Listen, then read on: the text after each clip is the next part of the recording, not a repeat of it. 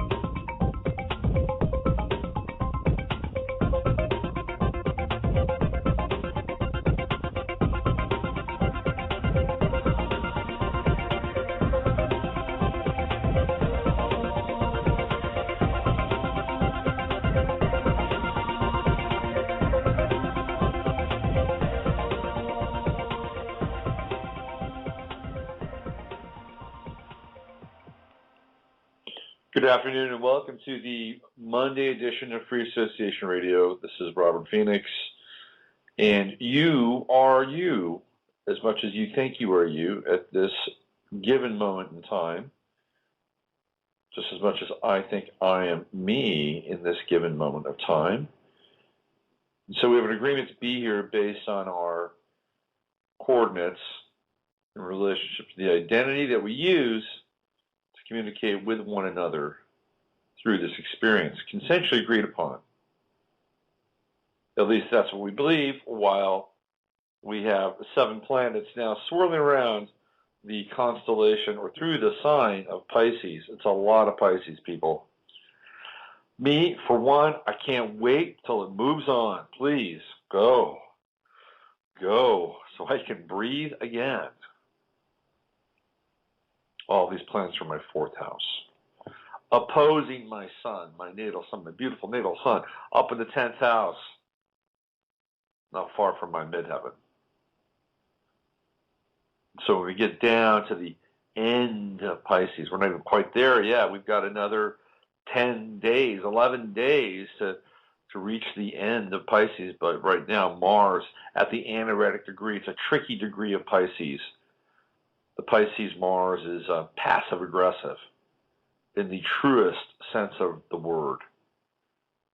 And so when we have the 29th degree, and I know today's show isn't really about astrology, but when we have the 29th degree and we're dealing with something like Mars, which is an active and dynamic planet, and it's in the sign of Pisces, which is, for the most part, fairly passive, and perhaps the most spiritual sign in the cosmos, then what are we called upon to do? We're called upon to complete and finish our spiritual mission, because that's what Mars is. Mars is an activator. Mars is expression and will. So here we are on the 29th degree of Mars in Pisces. And so I guess the existential question would be, where are you on your spiritual mission? What do you have to complete? And is it something that can be even completed in this lifetime? What did you come here for? Why are you here? These are all the big money questions that the 7-planet stellium has in store for us. I've been working away at the newsletter here over the past couple of days. And I got to say, it's pretty challenging with all the Pisces, because I'm trying to get across some interesting concepts like the left-handed path and the third mind, and Obama is the initiator of the left-handed path and the third mind. in a collective sense. So we'll get that out later today to all the people that subscribe to the newsletter, which you can do at robertphoenix.com. And with the newsletter, you do get 1 year of the Phoenix File. That's a monthly, I repeat, monthly newsletter. And you do get 6 months worth of transits printed out for you, and all for the reasonable price of $44 a month. And what I put in the newsletter, you don't get, or people don't get on the website. I'm also working on a website post. It's not as dark and conspiratorial. It's actually a little bit of humor, which we need from time to time. So that's on the back burner. I'll get to that later today. But business at hand, we're here to talk about Mr. Rand Paul. And Rand Paul did something pretty amazing last week. He basically talked nonstop for 13 hours. Now, he had some help. He had a few breaks. He had Senator Mike Lee and Senator Ted Cruz come in and lob a few moments of their time into the discussion around drones. And the reason why Rand Paul was talking about drones was because John Brennan was about to be confirmed as the new head of the CIA. And in his hearing, Brennan essentially said, yeah, drones are legal, drones are good, we'll use them by any means necessary, and yeah, we'll use them on Americans. I mean, that was the essentially the subtext of the whole thing. Now, Rand Paul knew that this was going to come up, so he'd been planning for this filibuster for a while, and it's clear he'd been planning for it because he had a definite discourse on hand. He had talking points that were loaded. So it was interesting to see that this was, in some ways, Rand Paul's moment. And now he is clearly on the map of the collective conscience, the collective consciousness. He has firmly entrenched himself as somebody to be taken somewhat seriously. Now, there are people who are quite cynical, and I've been one of those people on occasion who have accused the Pauls as being gatekeepers or controlled opposition, that they serve a purpose to deflect any kind of real anger or real frustration that is being channeled mostly by the middle class. But that is what they are there to do. They're there to be the figureheads, the spokespeople, and to appear as though they are on the point for everything that people stand for, and just a few votes away from being taken seriously, so that they can be in real positions of power and begin to determine the country's policies based on a libertarian point of view and agenda. Now, on paper, libertarianism works great. I would say that I am pretty close to being a libertarian. The one challenge with libertarianism is when you get into free markets. And in the libertarian world, government gets out of business. That means they stop running the roads. That means they stop running the bridges. I mean, everything that the government does as kind of an ancillary role, the libertarian philosophy would be for the government to remove themselves. In which case, corporations would then become the de facto organizing and maintenance agencies now employed by the government. And groups or agencies like the EPA would probably wind up going away. Now, I think at this point in time, it wouldn't hurt much if the EPA did go away. I mean, let's be honest about that. Because from what we're seeing with fracking and a lot of the other crap that's going on in our society, the EPA was set up to theoretically protect the land and protect the people from egregious corporate malfeasance. It was like, if you dump something somewhere and it got into the water supply and people got sick and there were birth defects, people were dying, you could be held accountable and there'd be a fine, a big whopping fine. Then you'd have to have people step down and blah, blah, blah. Well, that's not happening, folks. And in fact, the EPA is being used to move people off their lands. They're not going after corporations anymore. They're going after individuals. If you have water rights and you have an easement to the water rights, there's a very good chance EPA will not, won't have you on your land so you can take advantage of the water rights. And they'll bring up some kind of environmental detail, meaningless detail, that the water will somehow not trickle down to some marsh, 8 or 9 miles down the road, but it'll be enough. So, do we really need somebody like the EPA right now? I mean, that's the argument. And libertarians have said, well, we don't, because that's not government's business. So the market's sorted out. And yet there could be the argument that there still could be some merit with the EPA, although we're not really seeing it.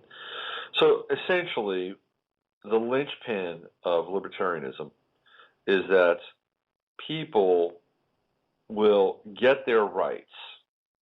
People will be able to have things like an unfettered relationship with what they want to put into their bodies. If you wanted to do drugs based on the libertarians, you can do drugs. If you wanted to have consensual relations with somebody of the same sex, stay out of their business. Now, I'm not sure how they feel about the organized administration of same-sex marriage. That never really came up when Ron Paul was running for president. It would be an interesting topic to broach with a libertarian candidate. So the trade-off here is you get rights and corporations basically get to run the show. I mean, that's kind of what libertarianism is. Now, based on what we're seeing now, I'm not sure if that's such a bad trade-off, to be honest, because we're losing the rights and corporations are still running everything. And it's going to get worse when we have the corporatization of the government. The government fuses with corporations. We're seeing that with Obamacare, by the way. So is it that big of a deal at this point? I'm not so sure.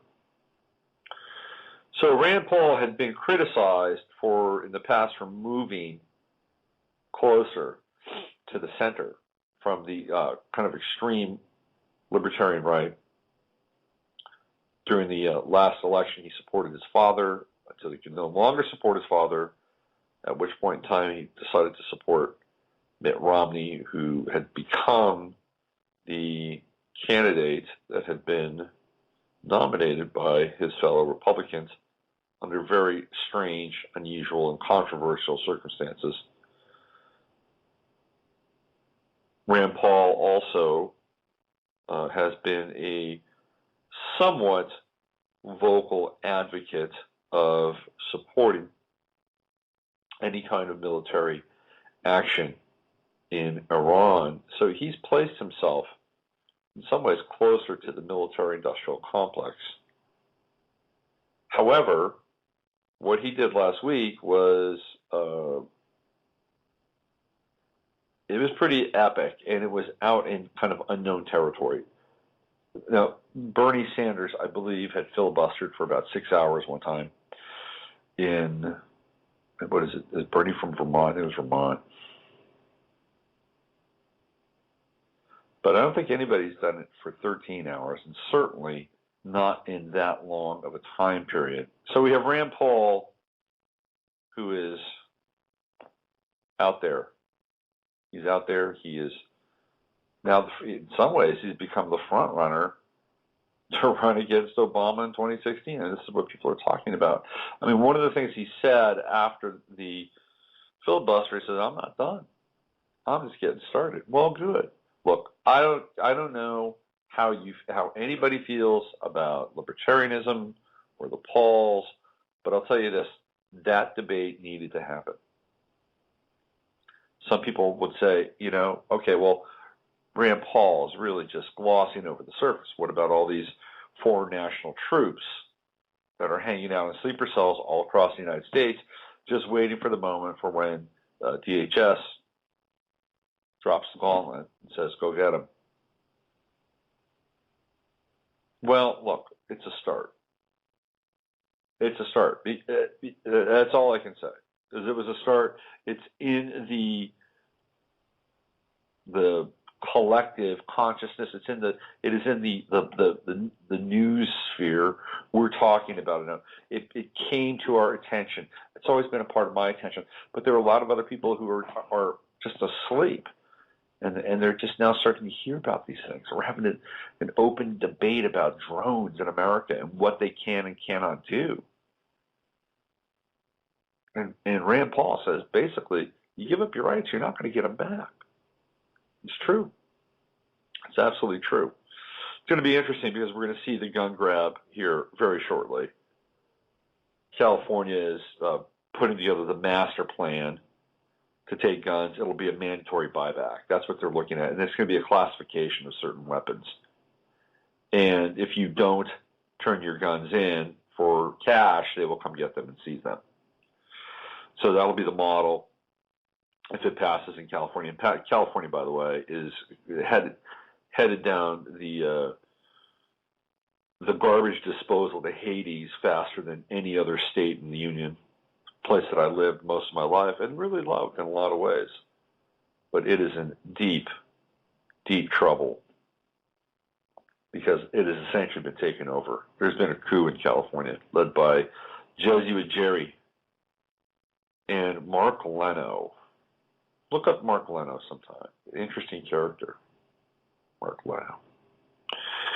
So what I wanted to do is I wanted to get the libertarian perspective on what happened last week, and I couldn't think of anybody better to ask than my buddy James Burns, who does a podcast, a semi-regular podcast called The Freedom Files.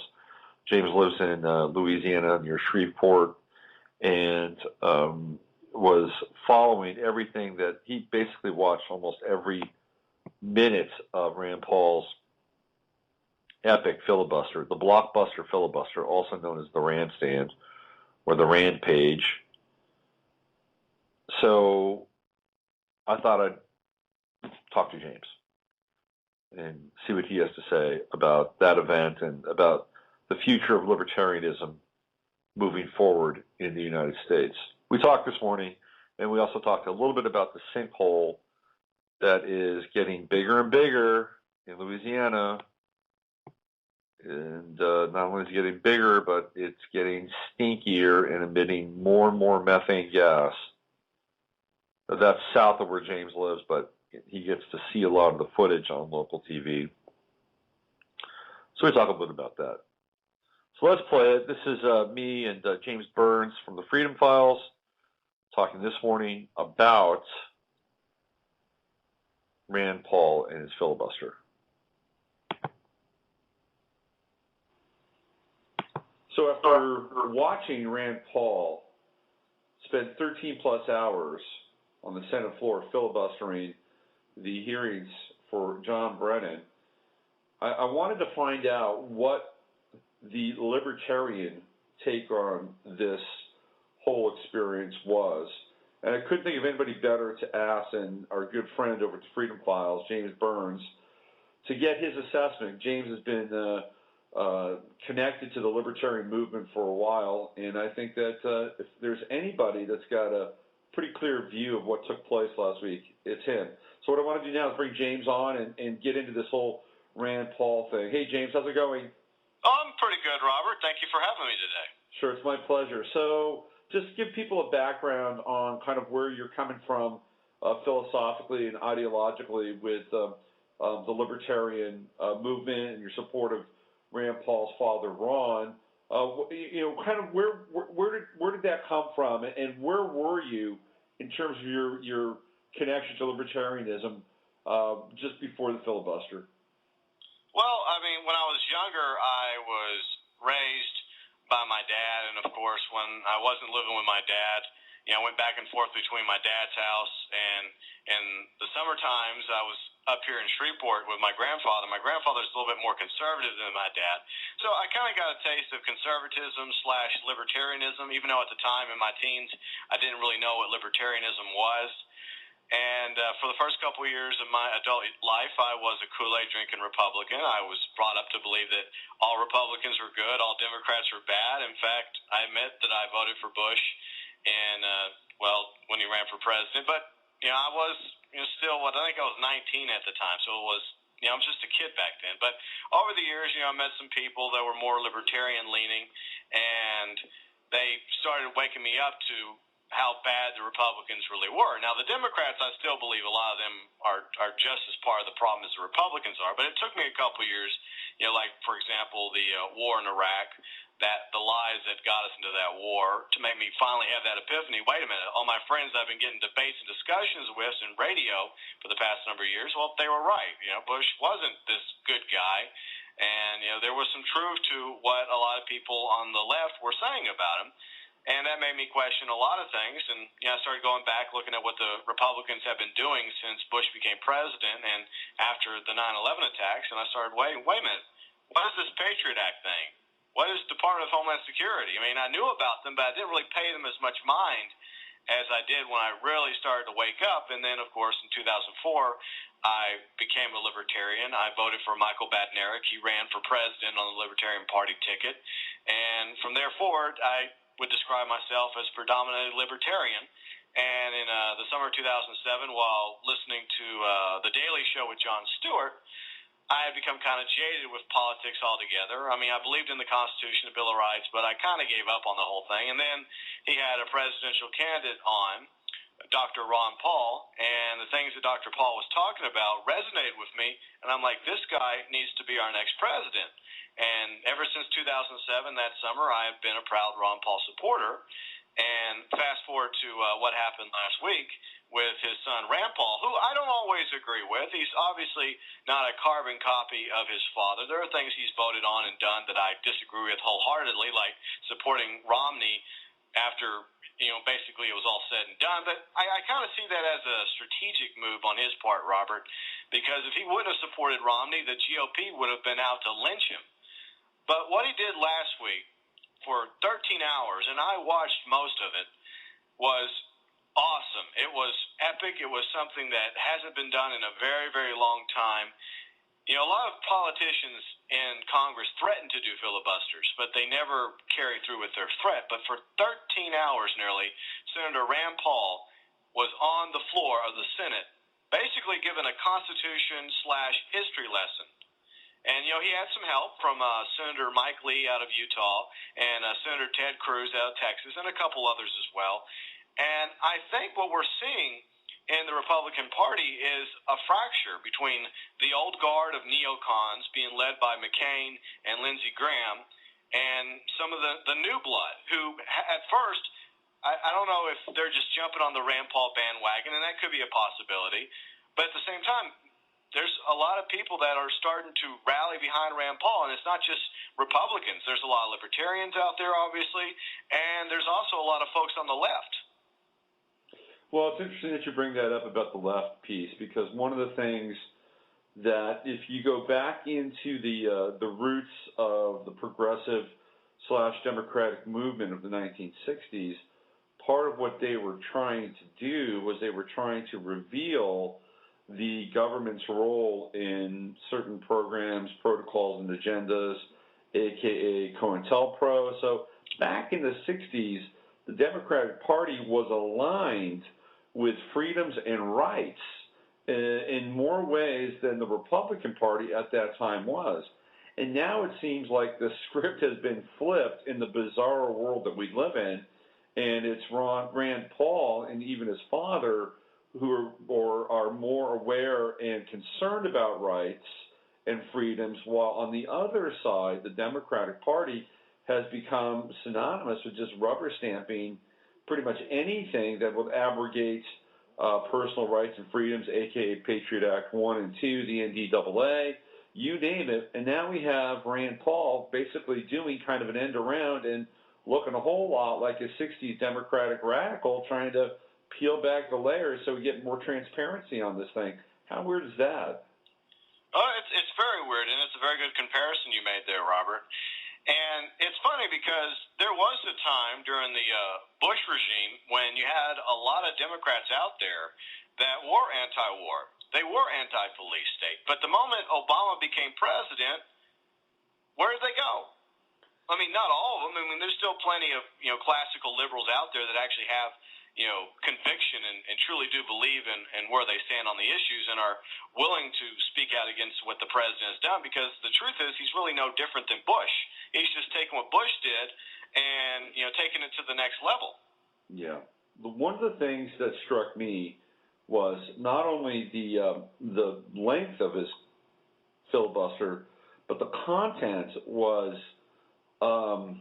epic. It was, this guy was you said he was giving people basically a history lesson, and he was also connecting the dots to what happens if the drone strikes, which are basically unapproved by anybody outside of a star chamber inside the White House, what happens if these things continue and how it'll impact the rest of us. It was not only long, but it was lucid. Didn't you find that? Oh, I did, definitely. I mean, a lot of people were joking about the filibuster that weren't paying attention. I saw comments, on social network sites and even by the corporate-controlled mainstream media propaganda machine, how they were joking about, Rand Paul bringing down the phone book or dictionaries, just to babble for as long as he was babbling. But the truth is, for the most part, he was basically making the case about things. I mean, he repeated himself several times throughout the 13-hour ordeal, but it was trying to drive the message home, because a lot of times there's people out there that actually need that to be brought up on numerous occasions to make the point. Hey, we're living in a police state. Hey, maybe having drones flying overhead, bombing suspected people that might be domestic extremists, depending on what their ties or associations might be, in the United States without due process is kind of a bad idea. That's absolutely right. Let's talk about this and how it impacted the Republicans and the Libertarians, not just inside the Beltway, but outside. At the end of the 2012 election, and perhaps somewhere midway in the process, Libertarians and people that were rights-based and freedom-based became, again, more jaded and suspicious as the Paul campaign began to kind of disappear, and the Republican convention was taken over by the Romney bullies. And so what we had, again, for maybe the second election in a row, were Libertarians and I would say the inside sort of kernel of the Tea Party becoming, again, sort of more jaded with the whole process. Where do you think that stands now, James? Well, let's rewind back to the ugly year of 2012 for the presidential campaign, and it was ugly. I mean, what the Republicans did to Ron Paul supporters in 2008 was nothing compared to what they did to us in 2012. I mean, there was a lot of shady tactics taking place, shenanigans, a lot of allegations of voter fraud throughout the straw polls, and every bit of the primaries, all the way up to Romney being anointed the GOP nominee. And to Rand Paul's credit, he was out there supporting his father. But once it looked very apparent that Ron Paul didn't have a chance to become the next GOP candidate, Rand Paul did what I mentioned a moment ago, a strategic move, which caught him a lot of flack. But you have to look at it in hindsight and the big picture. He kind of had no choice but to support Romney in that regard, because if he didn't, he was going to meet the wrath of the entire GOP, and already they have issue with him and his father. And yes, what the GOP did to Ron Paul was terrible, it was horrible, it was wrong, and they tried to make it up, in a half-assed sort of way at the convention with some sort of, 2 or 3 minute video on Ron Paul. I mean, it was put together very well, but still it was a little too late, in my opinion. And a lot of people that voted for Ron Paul and supported Ron Paul up to that point, they shifted over to the Libertarian Party and voted for Gary Johnson on Election Day. Mm-hmm. And because, Gary Johnson did what Ron Paul should have done. And it's one of the issues that I did have with Ron Paul, and I do understand his philosophy on staying in the Republican Party, because up until now there hasn't been a third party that's been viable enough to actually win any congressional or senatorial seats. But eventually, it's my hope, Robert, that we do have third parties that are going to get elected to office at the local, state, and federal level, because we do need a multi-party system. We don't need this two-party duopoly, this two-party puppet show, as I like to call it. And I think that with what Rand Paul did last week, it's showing the old guard, Lindsey Graham and John McCain, who are the war hawks, the chicken hawks, that's more precise, the neocons, that their days in the GOP are numbered. So maybe Ron Paul was right about something. Maybe he was right to stay in the Republican Party. I mean, that's just a question that's been racking my mind. But at the end of the day, Robert, it's not really about the parties per se. It's about the people. That's who we're supposed to be voting for. It doesn't matter if Ron Paul was a Republican or Libertarian, and the same thing goes with his son. Mm-hmm. One of the things that we saw with the Tea Party movement very early on is that it was a real grassroots, no-nonsense, almost completely libertarian effort, and then quickly became compromised. Compromised, and it looked very, very. I mean, you had what's his name, Brown from Massachusetts, essentially, taking credit for being a Tea Party, and he was anything but a Tea Party guy. I mean, people said, "Hey, you're Republican and you're white, so you must be a Tea Party candidate," and that's not the case at all. I mean, this guy was clearly a very, very soft Republican.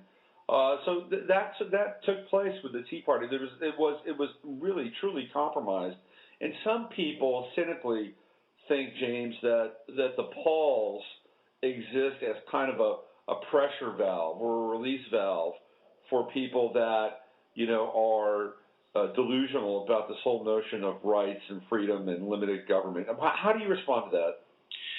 Well, I mean, I can understand where they're coming from. I mean, we've been jaded so many times over the years, false idols and heroes. A lot of people looked up to President Obama when he was running in 2008, speaking out against all the atrocities done under Bush, and rightfully so. People thought that he would undo all the things that Bush had done. So, yeah, there's an obvious bad taste in folks' mouths when it comes to depending on our elected officials, and I agree with that. But you look at the history of Ron Paul, you look at his track record over the past 20, 30 years in and out of Congress, and it's very consistent. Then you look at what his son, Rand Paul, did last week for nearly 13 hours on the floor of the Senate. And I don't think that they're controlled opposition. I don't think that they're set in place to keep us, steam valved, as you just said. I think they are the real deal. Now, are they perfect? Are we always going to agree with Rand Paul and Ron Paul? No. Mm-hmm. But I think that those two are way better than the rest of Congress. Right. I would say that given the choice, I'll take the Pauls 7 days a week. So where does this go from here? Where does Rand Paul take the moment? Well, I think that he's really fired up the Republican Party base, because the Republicans for the past 4 or 5 years have been in serious trouble, especially after everything that Bush did, all his lies and the police state he built along with the wars. It, like we mentioned about bad taste, it left one in the American people's mouths. And they were hoping that Obama was going to, like I mentioned a moment ago, undo all that. But as we all know, Obama picked up exactly where Bush left off. But the Republicans were still stagnant. They still couldn't find a proper way to combat the Democrats. Right. And it showed in 2012 because they were supporting Mitt Romney, who is basically no different than Obama. I mean, the truth is, you look at his track record. He's pro-gun. He's big government. Right. Obamacare, its foundation, its backbone came from Romney Care. Right. There was no real difference there between Obama and Romney besides a D and an R. Right. Or if you want to go by the skin pigment. But the truth is, I'm colorblind, and I didn't see a difference. I didn't see a lesser evil. And I would like to believe that if Romney was our current puppet in chief, that Rand Paul would still be on the floor last week, that he would still have been speaking out against the president because of his convictions. Just like his father. His father spoke out against George W. Bush on numerous occasions. Mm-hmm. And, of course, he was, treated as an outcast, as a black sheep by his own party. Mm-hmm. Yeah, absolutely. So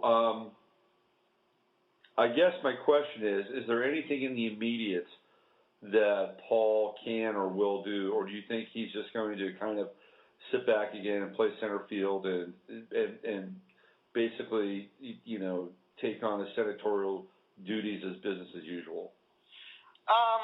That's a very good question, Robert, and I personally don't know what exactly Rand Paul's going to do. I think that he's a very smart man. He's a doctor, and I don't think he's going to let what happened last week cool down. In fact, I read an article the other day about how the filibuster was just the beginning, and momentum is swinging in his favor.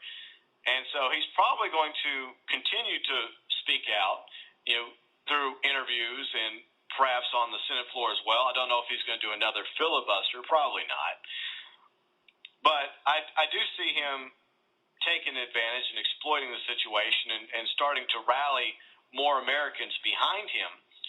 And I do believe that he's planning a presidential run in 2016, and that is going to be very interesting if he runs, because he's going to be up against some neocons and some establishment types.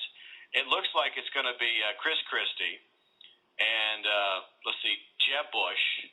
And there was one other. Who else was the other guy that might be running? But there was one other I was thinking about, another neocon. So he's definitely going to have his work cut out for him in 2016. But if he does plan on running in 2016, if he continues to speak out against Obama and talk about the same things his father talked about, the Constitution, Bill of Rights, freedom and liberty, and standing up against this police state and the wars.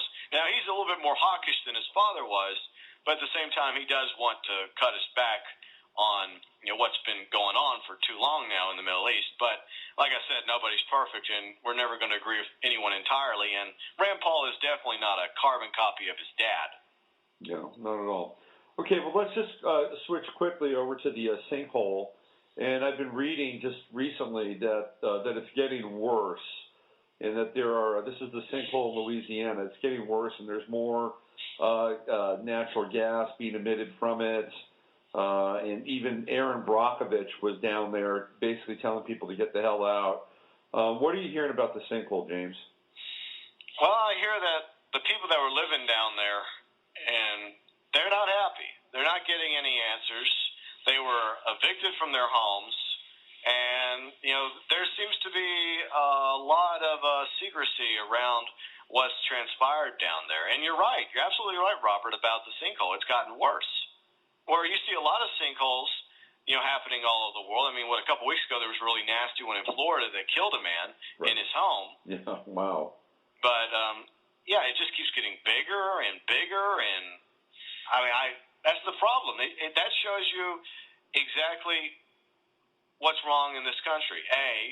We allow a lot of these corporations to basically do whatever the hell they want, even at our own expense. And who knows what this company down there that was drilling did, or whatever they were thinking, that they could actually do whatever they were doing. I guess they were drilling for natural gas or oil. Right.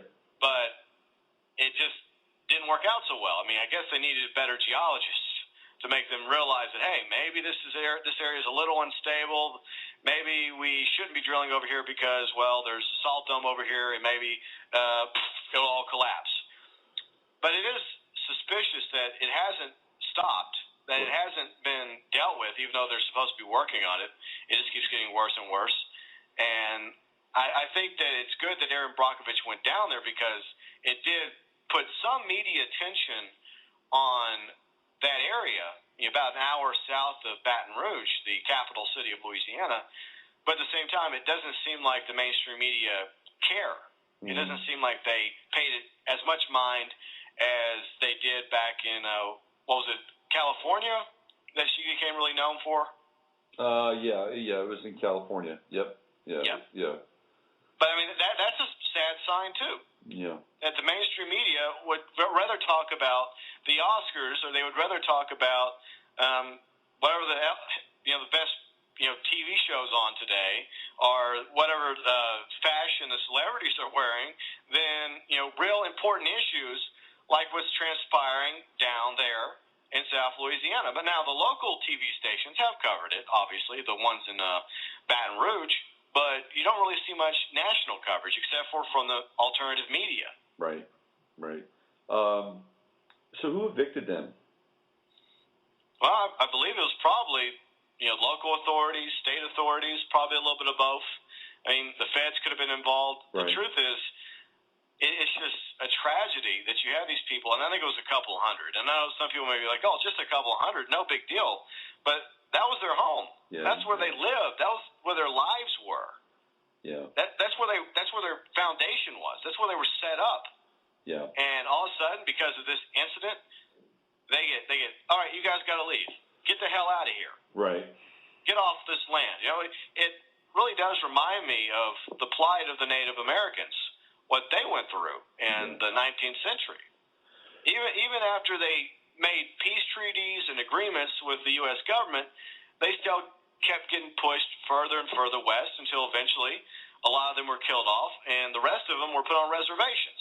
Right. Is that what we are now? Well, yeah. I mean, I think the new reservation is the Agenda 21 green zone that people will be herded into once key portions of the land are either spoiled due to fracking or some natural disaster, or a city like Detroit where it's going bankrupt and belly up and can't afford to have services. You'll see Detroit begin to erode from the border out on the way in. So what you'll have these American cities in the Rust Belt beginning to decompose, literally before our eyes.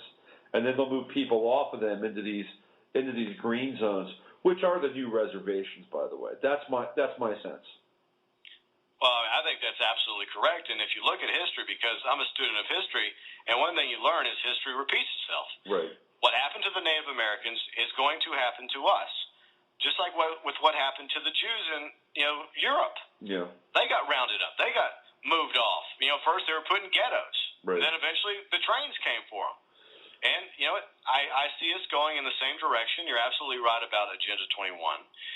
And it's just sad because there are correct ways to drill for natural gas. And there's also good plastics out there for water bottles. But most of the entities out there, most of the corporations, choose to use the absolute worst means to do things. Yeah. The worst, Well, it's the cheapest. They're going the cheapest route, which saves them the most money because they have to answer to their shareholders. And if they're private, well, then they still have to make a profit. So, to your point, what they're doing is they're using the cheapest materials and the cheapest processing in order to get things done, which obviously has its ramifications on our health and the environment. Absolutely, and that's what's sad because they talk about the whole global warming farce, and they blame it on us. Mm-hmm. Because we're breathing carbon dioxide. Well, carbon dioxide is natural. Plants need it. Yeah. There's creatures in the ocean that need carbon dioxide, but they say nothing about what these big giant corporations are doing. That big giant trash heap out in the Pacific Ocean, for example, right, and a lot of other heartache. Yeah. But they turn a blind eye to all the nuclear waste and everything else going on, and the DU that's been used by the military over the past decade alone in the war on terror, and how many people it's killing, and what that's doing to the environment alone is atrocious. But they won't talk about any of that. It's just about, we got to cut down on our carbon footprint.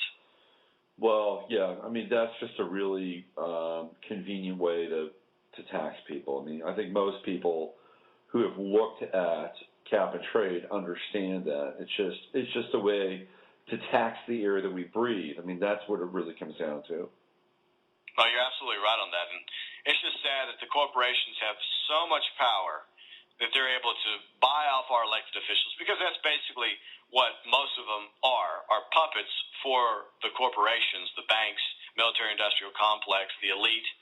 That's who they answer to. They no longer answer to we the people. That's right. I mean, with a few exceptions. And I think that Rand Paul is more of the template that we want as an elected official. I mean, there's a couple others out there as well that are in Congress, but unfortunately they still make a very small minority.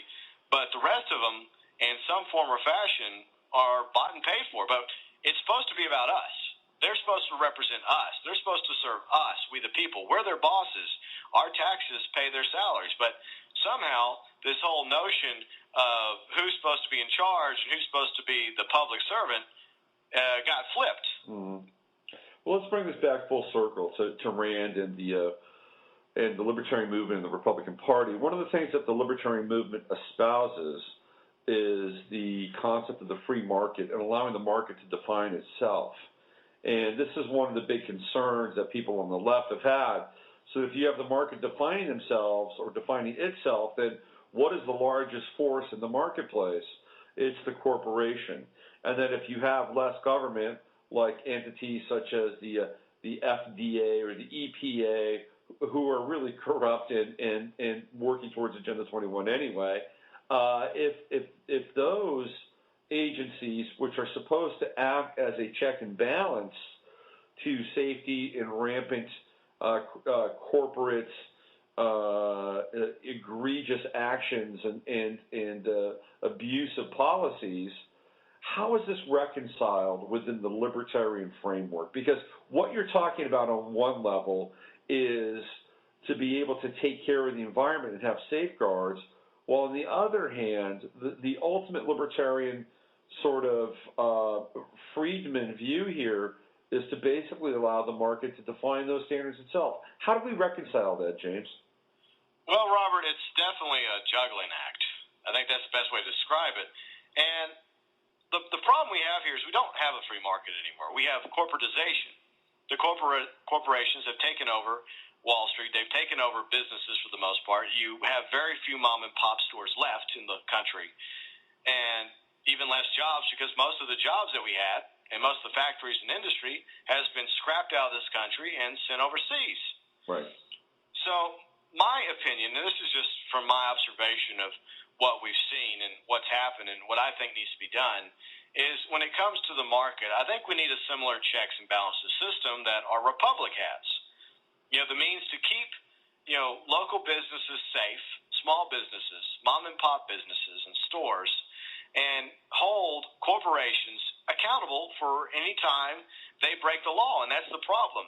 They break the law over and over again, whether it's fraud through racketeering or any other sort of criminality that the whites collars get away with, or other crimes like eco-terrorism, for example, like we talked about a moment ago.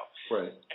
So I do think that there needs to be, like I said, some sort of checks and balances system. Now, I'm not, economic expert. I'm not like up to the level of, say, the late Bob Chapman or Gerald Celente.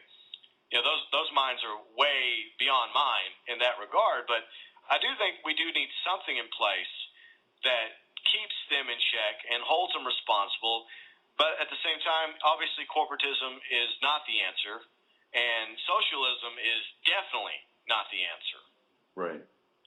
Well, we've got some interesting road ahead of us, and hopefully we'll be able to hear from Senator Paul again in another in another compelling setting, and continue to bring this message of transparency home. James, thanks for joining me today. I really appreciate it, and appreciate your taking time out and giving us your insight on what happened last week and what goes on inside the Libertarian Party. And you have a great day. You too, Robert. Okay, thanks a lot, James.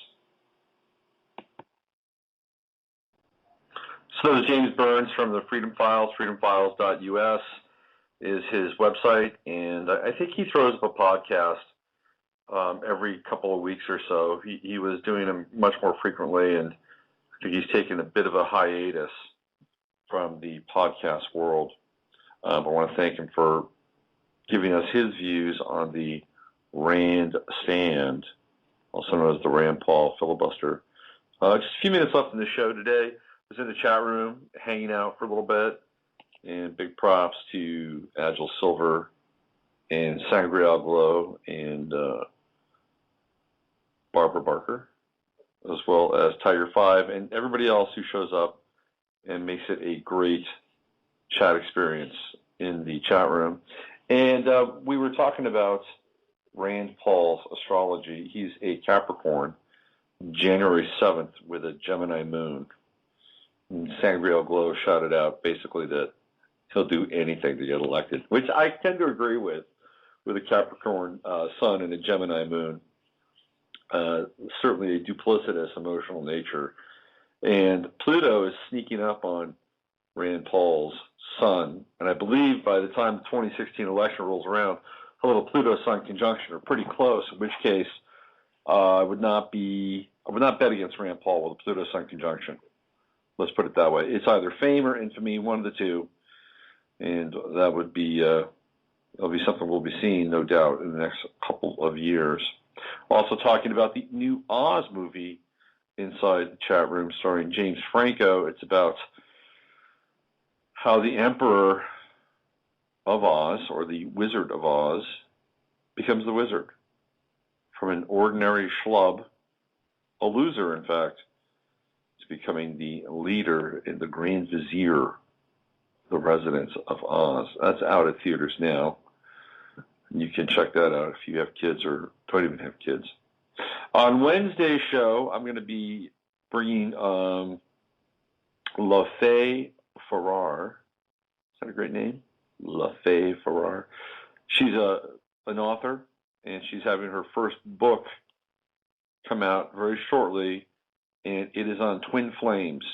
La Fée is also an astrologer, so we'll talk a little astrology, but we'll talk about this whole concept of twin flames and what it means. I had Vaj on the show, maybe about 2 years ago, and we talked about twin flames, and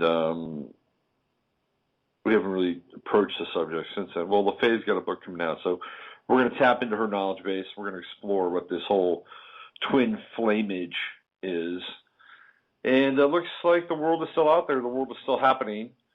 I'd read some reports that the United States and North Korea were going to go full tilt nuke boogie today, since the United States, along with the UN, are going to impose sanctions on North Korea. Now, anytime you hear the word sanctions, that is the first stage to a coup.